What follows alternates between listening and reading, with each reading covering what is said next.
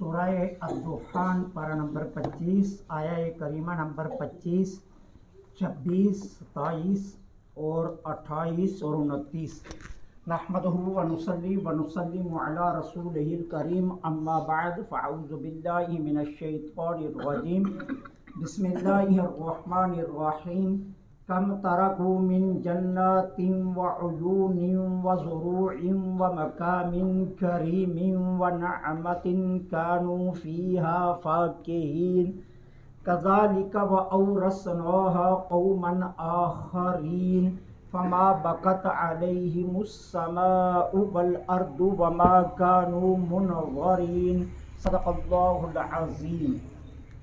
کم کتنے تارا کو وہ چھوڑ گئے، من جنات باغات، وعیون اور چشمے، وزروع اور کھیت، ومقام کریم اور کتنی خوبصورت بلند و بالا عمارات، ونعمت اور نعمتیں، کانوا فیہا فاکہین جن میں وہ عیش سے رہ رہے تھے، کذالک یوں ہی ہوا، وَأَوْرَثْنَا اور ہم نے وارث بنا دیا، قوما آخرین اور لوگوں کو ان کا، فما بقت پس نہ رویا، علیہم ان پر، السماء آسمان، والارض اور زمین، وما كانوا منظرین اور نہ انہیں مہلت دی گئی۔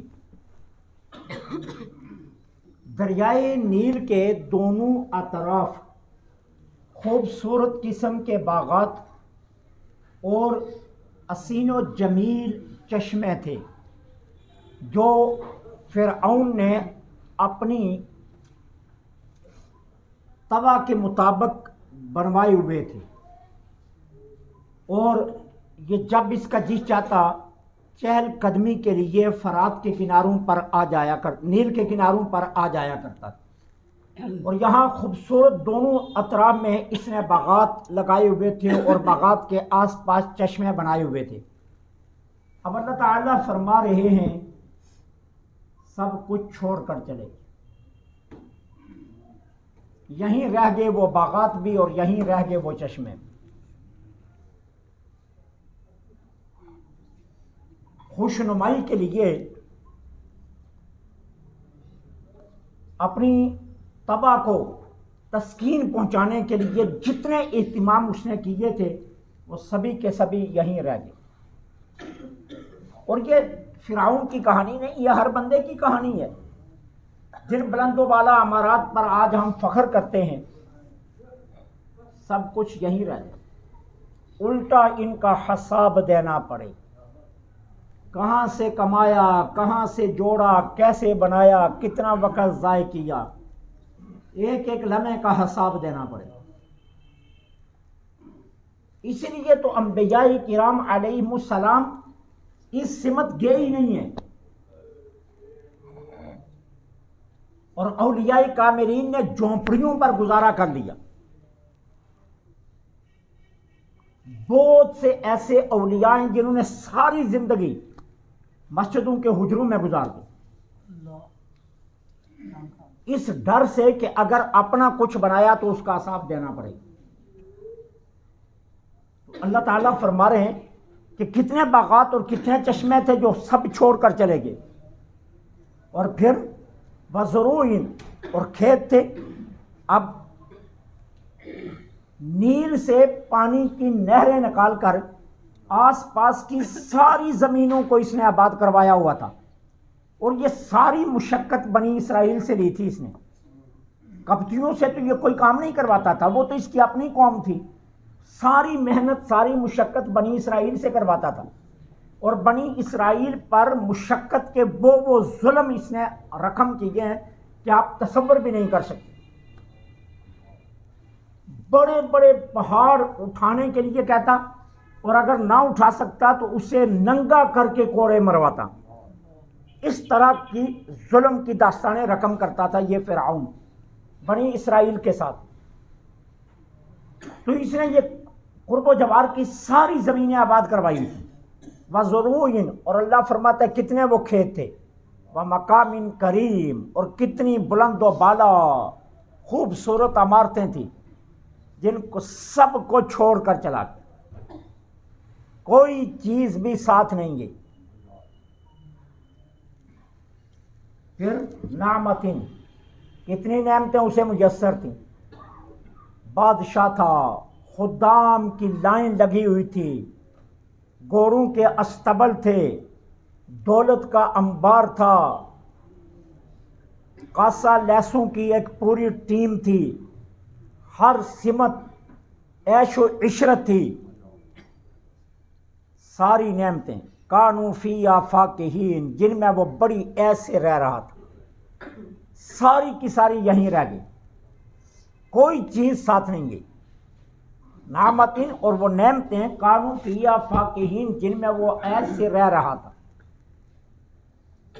کذالک، اللہ فرماتا ہے بالکل ایسے ہی ہوا، یہ نہیں ہے کہ یہ صرف کوئی کہانی تمہیں سنائی جا رہی ہے، یہ کوئی پہلی نہیں ہے جسے سلجھایا جا رہا ہے، بلکہ سچی بات ہے، کذالک، ایسا ہی ہوا۔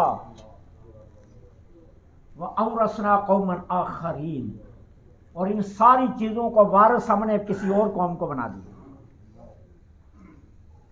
کبھی کبھی ایسا ہوتا ہے نا، ہم اپنے معاشرے میں بھی دیکھتے ہیں نا، ایک انسان مکان تعمیر کر رہا ہوتا ہے، جب این مکان تعمیر مکمل ہو جاتی ہیں، اب ارادہ ہوتا ہے چند دنوں تک شفٹ ہو جائیں گے، لیکن جس نے بنایا ہوتا ہے اسے شفٹ ہونا نصیب ہی نہیں ہے، رہنے کے لیے اور آ جاتا ہے۔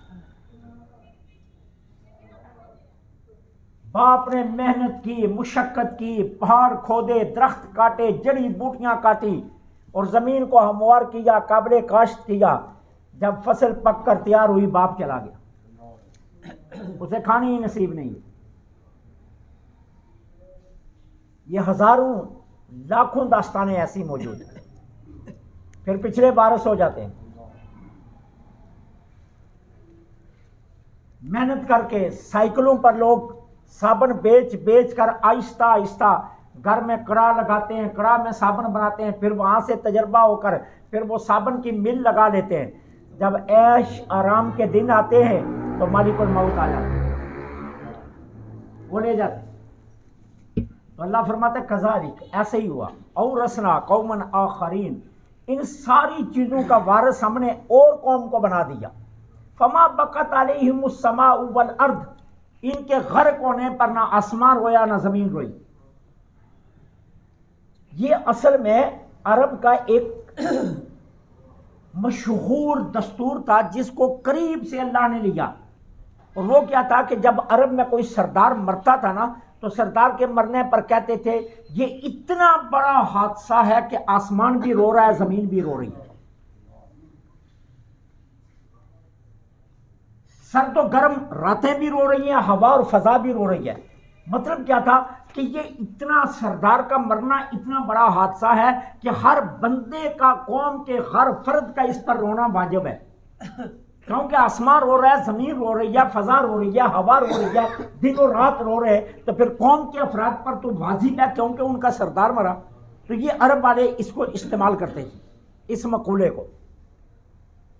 اب اللہ نے قریب سے ان کو مخاطب کیا کہ دیکھو فرعون کے غرق ہونے پر نہ آسمان رویا نہ زمین روئی، ٹھیک ہے۔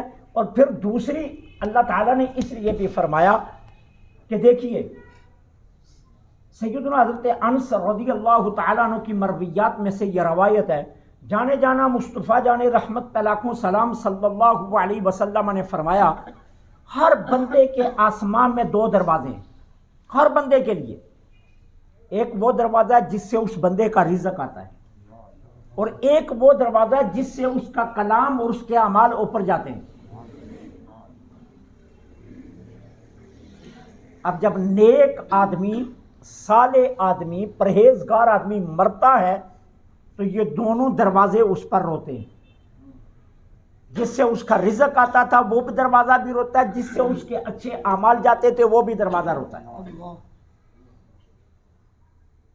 مجاہد کہتے ہیں کہ مومن کے مرنے پر 40 دن تک زمین و آسمان ہوتی ہے، نیک بندے کے مرنے پر 40 دن تک زمین و آسمان ہوتے ہیں۔ ابو یحییٰ نے کہا مجاہد مجھے آپ کے اس قول پر بڑا تعجب ہے کہ زمین و آسمان کو مومن کے اوپر رونے کی کیا ضرورت ہے؟ تو مجاہد کا جواب سننا، کہا یحییٰ یہ کیسے ممکن ہے کہ زمین نہ روئے؟ جس نے زمین کو رکوع اور سجدوں سے آباد کیا تھا، اب جب وہ مر جاتا ہے تو زمین کیوں نہ روئے گی؟ اور جس کے اعمال آسمان کی طرف ہر روز نیک اعمال و تسبیحات چڑھتی تھیں، اب جب نہیں چڑھیں گی تو آسمان روئے گا تو نہیں روئے گا؟ روئے گا۔ وہ کہتے پھر مجھے ابو یحییٰ کہتے ہیں مجھے مجاہد کے سمجھانے پر سمجھ آ گئی کہ واقعہ مومن کے مرنے پر زمین و آسمان ہوتے ہیں۔ سیدنا حضرت علی کرم اللہ وجہہ الکریم فرماتے ہیں مومن جس جگہ سجدہ کرتا ہے جب یہ مرتا ہے زمین کا وہ سارے ٹکڑے روتے ہیں، جہاں جہاں اس نے سجدہ کیا ہوتا ہے وہ اس کی وفات پر روتے ہیں، وہ جگہ جہاں اس نے سجدے کیے ہوتے ہیں، اور آسمان کے جس کنارے سے اس کے اعمال اوپر گئے تھے وہ سارے کنارے اس کے روتے ہیں۔ جانے جانا مصطفیٰ جانے رحمت پہ لاکھوں سلام صلی اللہ علیہ وسلم نے فرمایا دین ابتداء اجنبی تھا۔ اجنبی کہتے ہیں جس کو کوئی نہیں جانتا تھا، یعنی مکے میں میرے سوا، میری ذات کے سوا کوئی بھی نہیں ماننے والا تھا۔ اگر پورے گاؤں کے 10,000 کی آبادی میں 2 بندے جاننے والے ہوں تو یہ کوئی اجنبیت ہی ہوتی ہے نا، یہ کوئی شناسائی تو نہیں ہوتی۔ تو اگر ایک علی المرتضیٰ، ایک سیدہ خدیجہ الکبریٰ، ایک ابو بکر صدیق، یہ 4 پورے مکے میں 3 مسلمان تھے تو اسلام تو ابتداء اجنبی ہی تھا نا۔ تو میرے آقا نے فرمایا اسلام ابتداء اجنبی تھا اور پھر قیامت سے پہلے اجنبیت کی طرف لوٹ جائے گا۔ قرب قیامت کی نشانیوں میں سے ایک نشانی یہ بھی ہے کہ پوری روبے زمین پر کوئی کلمہ پڑھنے والا نہیں ملے گا، اسلام پھر اجنبیت کی طرف آ جائے گا۔ ابتداءً اسلام اجنبی تھا اور پھر آخر میں اجنبیت کی طرف لوٹ جائے گا، لیکن میرے آقا نے فرمایا مومن کبھی بھی اجنبی نہیں ہوتا، فرمایا مومن کبھی اجنبی نہیں ہوتا۔ اگر مومن کسی سفر کے دوران یا کسی ایسی جگہ پر انتقال کر جائے جہاں اس کا کوئی رونے والا نہ ہو تو میرے آقا نے فرمایا زمین و آسمان مومن کی وفات پر روتے ہیں۔ تو اس لیے اللہ نے فرمایا کہ فرعون کا غرق ہونا یہ کیا تھا، زمین و آسمان کیوں نہیں روئے؟ اس کا کوئی ایسا عمل زمین پر نیک تھا ہی نہیں جو زمین روتی، اس کا کوئی اچھا عمل آسمان کی طرف جاتا ہی نہیں تھا جو آسمان روتا، وہ مومن تھا ہی نہیں جو آسمان زمین روتے۔ تو اس لیے کہا کہ یہ اتنا بڑا حادثہ ہوا، اتنے بڑے حادثے کو لوگوں نے حادثہ سمجھا ہی نہیں کہ پوری قوم ہی گئی، تو انہوں نے اس حادثے کو کوئی حادثہ ہی نہیں سمجھا کسی قسم کا۔ تو کہا نہ زمین روئی نہ آسمان روئی، ہاں صرف عبرت کے لیے اللہ نے فرعون اور قوم فرعون کا نام زندہ رکھا، باقی ہر شے مٹ گئی، وہ بھی عبرت کے لیے۔ اب قوم میں کون کون تھا آج کسی کو نہیں پتا، ٹھیک ہے، آج کسی کو معلوم نہیں ہے، لیکن ایک کائنات کے صفحے پر وہ قوم بھی گزری ہے کہ جس کے ایک ایک فرد کا پتہ ہے صحابہ کرام علیہ، جن کی زندگی کے ایک ایک لمحے پر کتابیں لکھی گئی، ایک ایک لمحے کو محفوظ کیا گیا۔ بلال کب کتنا چلے، کتنا بیٹھے، کتنا اٹھے، کتنی روایتیں کی، کتنا عرصہ حضور کے پاس گزارا، کتنا یہودی کے باغ میں رہے، کتنا غیر مسلم رہے، کتنا مسلمان رہے، ایک ایک لمحہ محفوظ ہے یارو۔ کائنات کے صفحے پر یہ بھی تو ایک قوم ہے نا کہ جس کی زندگی کا ایک ایک لمحہ محفوظ ہے۔ تو اللہ فرماتا ہے زمین و آسمان میں سے کوئی چیز ان پر نہیں روئی، پوری قوم غرق ہو گئی۔ ہاں ہم نے فرعون اور قوم فرعون کا نام عبرت کے طور پر زندہ رکھا کہ بطور عبرت لوگ کہیں کہ ایک فرعون ہوتا تھا اور اس کی ایک قوم ہوتی تھی، بس یہ ایک عبرت کی کہانی ہم نے رکھا۔ وما کانوا منظرین، اللہ فرماتا ہے ہم نے پھر انہیں کوئی مہلت بھی نہیں،